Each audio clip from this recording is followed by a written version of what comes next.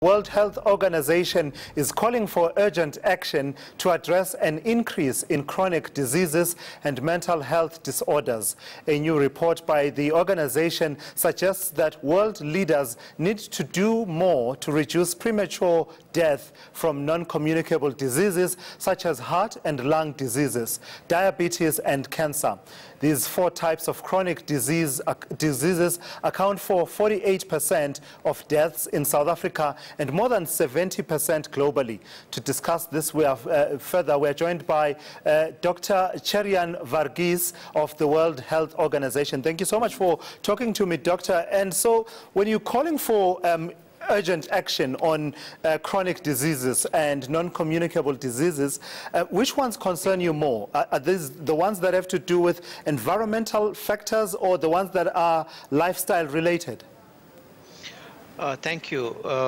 When WHO considers non-communicable diseases, it looks at four major diseases, which is heart disease, diabetes, chronic lung disease, and cancer.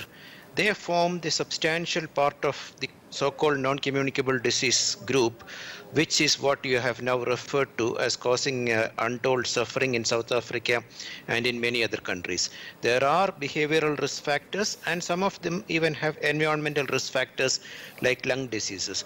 But these four diseases together are the major killers. They kill people in the prime of their lives and rob the productivity of the country and cause huge economic loss. The member states of the world have come together and agreed on the Sustainable Development Goal target, which says that by 2030, the world should reduce premature mortality, that is deaths from these conditions between the age of 30 and 70 years by 1/3 by 2030. The WHO feels that with business as usual, the world is not going to achieve this.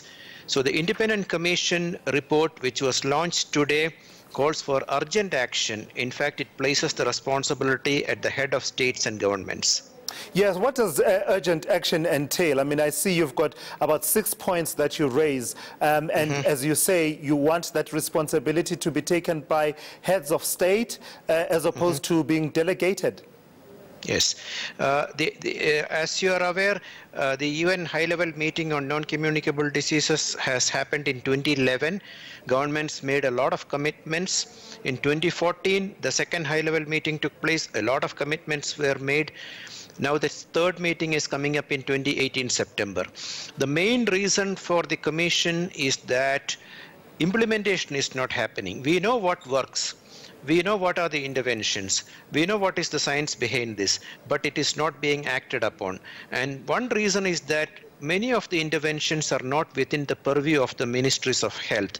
They are within the purview of the Ministry of Finance or Agriculture or Food Production.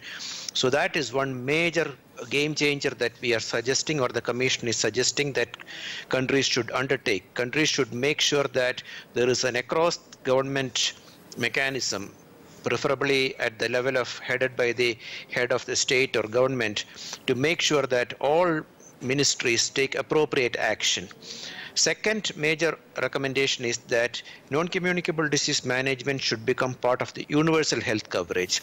As you are aware, this is one of the group of conditions which rob people with a lot of expenditure when they get these NCDs. And there has to be good prevention and good primary care. And this has to be part of the universal health coverage so that NCDs don't become the cause of poverty.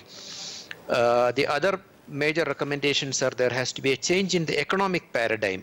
More often countries will say, oh, it is too expensive to treat NCDs, cancer is very expensive, heart disease is very expensive.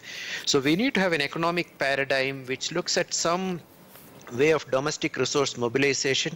Of course, we need increased investment in the NCD area. In addition to the communicable disease and maternal child health, we are not competing with each other, but there has to be a substantial increase. Plus there are means like taxing tobacco and taxing alcohol, which are in a revenue generation mode as well. Sure, Doctor. So just as a final question then, your sense of, South Africa, how South Africa is responding to this challenge. On the one hand, you have a situation where, in as far as the non-communicable diseases that have to do with lifestyle choices, you have a situation where the President of the Republic leads a campaign that says, let's live healthier lifestyles, let's all walk a bit and sort of be active. But on the other hand, we seem to be dropping the ball completely when it comes to issues such as the oncology services, as we saw in KwaZulu-Natal, and now we're hearing reports that suggest that it's at hospitals such as Steve Biko Academic, we could be facing an oncology situation. So what's your assessment? Are we on the right track?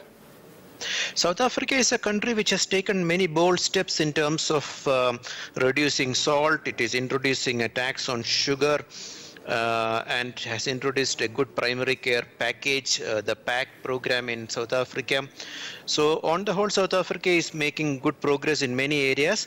But tertiary care for chronic diseases, of course, is a major challenge in many countries of the world because it needs specialized equipment, very specialized workforce, and it has to be done systematically. We cannot drop the ball on those. We have to work on those areas also. But no country is able to do everything at the same time. So I think a good primary care, preventing people from the need to end up in tertiary care and high-end care will be a very good way because they will act as gatekeepers and prevent these people from getting into complications. But almost also being a referral center for many African countries, South Africa will have large number of patients to be looked after with advanced disease, and efforts are also needed to make sure that an optimal level of care can be provided to people with cancer and other NCDs.